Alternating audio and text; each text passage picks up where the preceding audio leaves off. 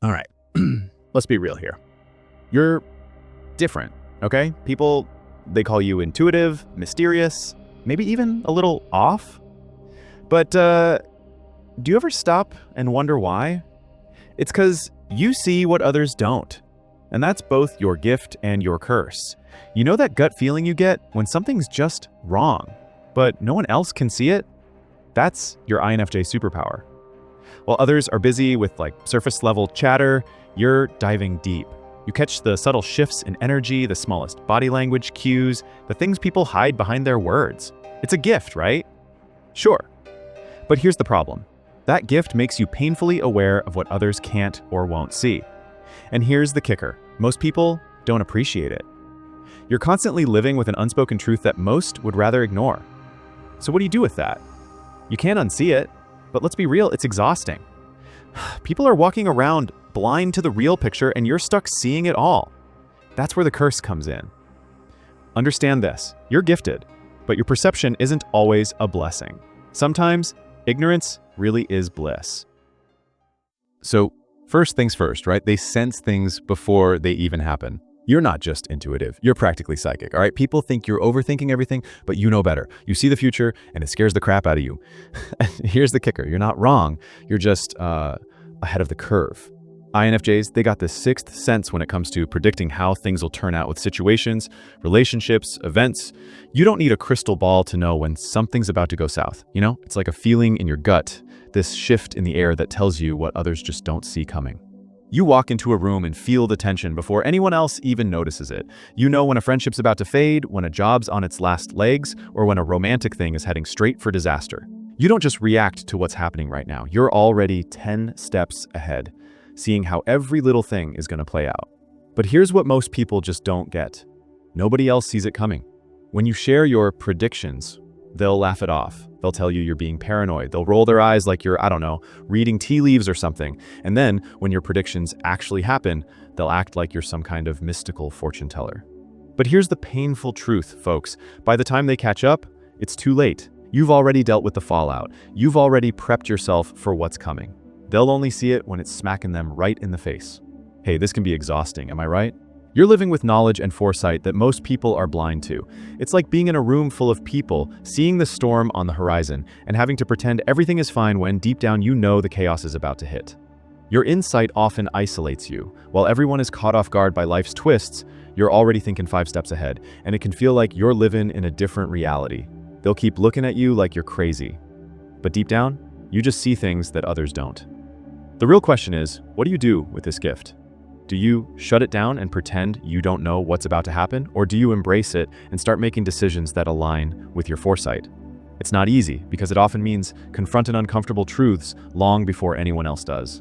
Stop trying to make everyone else understand your insights. The truth is they probably won't. You can see what's coming, and that's a powerful gift.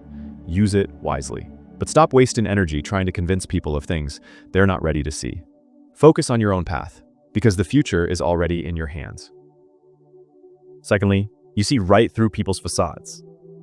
Yeah, you ain't fooled by the smiles, you ain't swayed by the empty words. You see straight through the masks people wear. And here's a truth bomb for you. Most of them are terrified of what you really see. INFJs, they got this rare ability to see beneath the surface. You don't just listen to the yapping, you hear the silence behind it. You don't just watch the actions, you sense the hidden motivations that no one else can detect.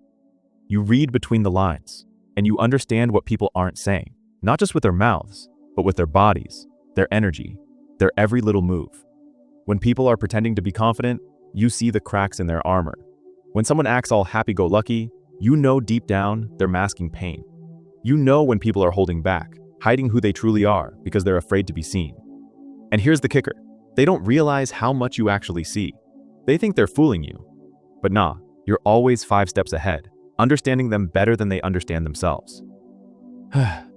But here's the cold, hard truth, folks. This kind of power, it makes you a hazard. And let's face it, nobody likes getting a good, hard look in the mirror. They're all cozy with their little masks. They've workshopped those facades to perfection. And the moment you peek behind the curtain, they get all twitchy. Suddenly, they're doing the jitterbug, getting defensive. And trust me on this one, they'll probably try to shut you down. People will say you're reading too much into things or that you're too sensitive when you shine a light on their flaws. But deep down, they know you're spot on. They'll start to resent you for pointing out the obvious, and suddenly, you're the bad guy for just telling it like it is. Look, your little superpower here, it can make having relationships a nightmare. It's kind of hard to connect when you're always seeing the walls people put up. You can't help but feel that distance, that little gap between the real person and the show they're putting on.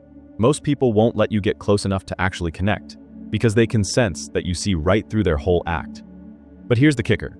You can't just ignore what you see. You can't unsee the truth, no matter how hard you try to bury it. So, the real question is, what do you do with this thing? Do you call people out on their baloney and force them to face the music? Or do you play it cool, knowing it could cost you a few friendships? Look, you can't change the fact that you see through people's facades. But don't let it make you cynical, all right? Instead of wasting energy trying to fix or call out their masks, start focusing on those who are brave enough to drop them. Because, let's face it, the real connections are made when the masks come off. And you deserve to be surrounded by people who are ready to be their true selves. I mean, what else is there? Thirdly, you see the unresolved trauma in others. You can't unsee it, can you? You walk into a room and you feel it. The tension, the emotional baggage hanging in the air. You don't need to be told what's wrong, you just know. People's trauma is written all over them, even when they try to hide it. But here's the catch. You don't just see it in others. You see it because you carry it too. You got an uncanny ability to spot unresolved trauma in others, but what most people don't understand is that it's always there, lingering under the surface, like an open wound you can't ignore. You ever meet someone and you instantly sense that they've been through something, but they'll never say it? It's like your mind picks up on the scars they hide, the fear in their eyes, the way they avoid certain topics, the way they can't quite connect. You see it all, even when they don't want you to. But here's the real kicker. No one else sees it. They can't or they won't. Everyone else is blind to the pain people are carrying around. But you feel it, you understand it. It's almost like you have a sixth sense when it comes to recognizing trauma that hasn't been healed. So here's where it gets real heavy, folks. Your brain's just constantly picking up on all this junk, and it's exhausting, you know? You're walking around with the weight of the world's brokenness just hanging out in your head. You can't help but feel every little thing that everyone else is burying. Their anger, their sadness, their abandonment, their shame, all of it just gets transferred to you. It's like you're carrying the emotional baggage of everyone you bump into. But does anyone ask if you're okay? Nah, no one sees the toll this takes on you. They're all too busy hiding their own scars to even notice that you're absorbing theirs. You're constantly looking for ways to heal everyone else, to help them piece themselves back together. But who's helping you heal, huh? Here's the hard truth, people. You can't keep saving everyone. You can't carry the weight of the world's trauma and pretend you're fine. Your ability to see and understand other people's pain is a gift, but it's also a curse if you let it eat you up. It's time to stop pretending that you can fix everyone, because newsflash, you can't. What you gotta do now is focus on yourself. Start addressing your own unresolved trauma, the stuff you've hidden away because you're too busy trying to help everyone else. The truth is, you can't help others heal unless you're healing yourself first. So, here's your takeaway. Stop looking for answers outside of yourself. Stop carrying the emotional weight of everyone else's pain. Your mind is powerful, but it's not meant to be a sponge for other people's trauma. Heal your own wounds so you can step into your true power, because if you don't, you'll burn out before you ever get the chance to make a real difference in the world. Fourthly, you see the hidden potential in others that no one else sees. You see what others can't. You look at people, and while everyone else just sees the surface, their flaws, their mistakes, their struggles, you see what's beneath. You see their potential. You see the greatness hiding under layers of fear, doubt, and insecurity.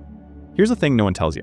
Most people don't want to be seen like that. They'd rather stay stuck in their comfort zones, pretending they don't have the capacity to be something bigger. But not you. You look at them and you feel what they could be if they just let themselves break free of their own limitations. You don't just see their mistakes, you see their possibilities. But here's the hard part, most people won't get it. They don't see themselves the way you do. They're too busy caught up in their own narratives, their self-doubt, their inner critic, the voices telling them they're not good enough. And when you try to show them what they could be, they shut down. They reject your vision. They tell you you're too idealistic, too much. And it hurts, doesn't it? You're offering them a glimpse of who they could be, and they just can't accept it. But here's where it gets real tricky. See, you feel this deep, deep need to help these people. You want to show them the power they got inside, to pull them up, push them toward what they could be. But you can't force it. Capiche? And that's the painful truth right there. You can't save everyone. Some people, they just don't want to change. They don't want to grow. And let me hit you with a tough one. It ain't your job to save them. You got to let go of this idea that everyone's growth is somehow on you. The harsh reality, some people are comfy where they are, in the dark with all their insecurities. They'll fight you, resist you, or worse, resent you for pointing out their potential when they ain't ready to step into it. So what do you do with this gift, huh? How do you handle that constant urge to push people toward their better selves? You focus on the ones who are ready. Stop wasting your time on people who don't want to change. You ain't a fixer, you're a catalyst. Your gift is to inspire and to wake people up, but only the ones who are willing to rise. Here's a takeaway, folks. Stop pouring your energy into people who are stuck in their own little comfort zones. Stop chasing after those who don't see their own potential. Start focusing on the ones who want to rise, who are ready to do the work. You're a force of transformation, but you can't transform someone who ain't willing to move. Focus your energy on those who are ready to step up. The rest, they'll either catch up or they'll fall away. All right, fifthly, you see the gaps between words, huh? What's left unsaid? Well, that matters more, obviously. You're not just listening to what's being said, you're listening to what's not being said. Every pause, every shift in energy, every moment where someone's words don't quite match their body language, you pick up on all of it. You catch the unspoken truth that everyone else misses. And let's be real, that's both your gift and your curse. Am I right? You've probably heard someone say, "I'm fine," but you can feel the heaviness in their voice, right? You know it's a lie the second the words leave their mouth. Your mind picks up on the little things, how their eyes dart away when they say it, the tense shoulders, the way they avoid deeper conversation. You hear the words, but you feel the silence behind them. You're not just hearing what they're saying, you're hearing everything they're leaving out. And here's the thing. Most people don't even realize they're doing it. They think they've got it covered. They believe they can hide their true feelings behind a smile or a casual "I'm okay," but to you, it's as clear as day. The real story is always in the gaps between the words, the tension in their voice, the unsaid words that hang in the air like a ghost. You feel the emotional subtext of every conversation. You read between the lines like no one else, and you know it. But here's the kicker, see? This gift of yours, it's exhausting. Mentally, emotionally draining to constantly be processing what people are hiding. You're absorbing their unsaid truths and carrying that weight around long after they've moved on. You can't help but feel their pain, their fear, their insecurities. It's like you're holding on to their emotional baggage and they're not even aware you're doing it. Here's the harsh reality you need to face, pal. You can't fix what's left unsaid. You can't change someone's silence. As much as you might want to help them open up, not everyone is ready to face their truth. And honestly, not everyone wants to. They're comfortable staying in the dark, hiding behind their masks, and there's nothing you can do to make them see the light. So what's the takeaway here? Stop taking on the responsibility for what others aren't willing to say. You can't keep filling in the emotional blanks for people who are too scared to be honest with themselves. It's not your job to decode their silence or try to get them to express their truth. You've got to protect your own energy, you know? So here's the thing, right? You got to recognize the gaps, trust your gut, but don't absorb their emotional baggage. Stop carrying their unspoken crap. You ain't their shrink. You can't make them spill their guts if they ain't ready. Focus on the ones who are open, the ones who are ready to have real conversations, the ones who are brave enough to be real with you. The gaps will always be there, but they don't need to be your problem.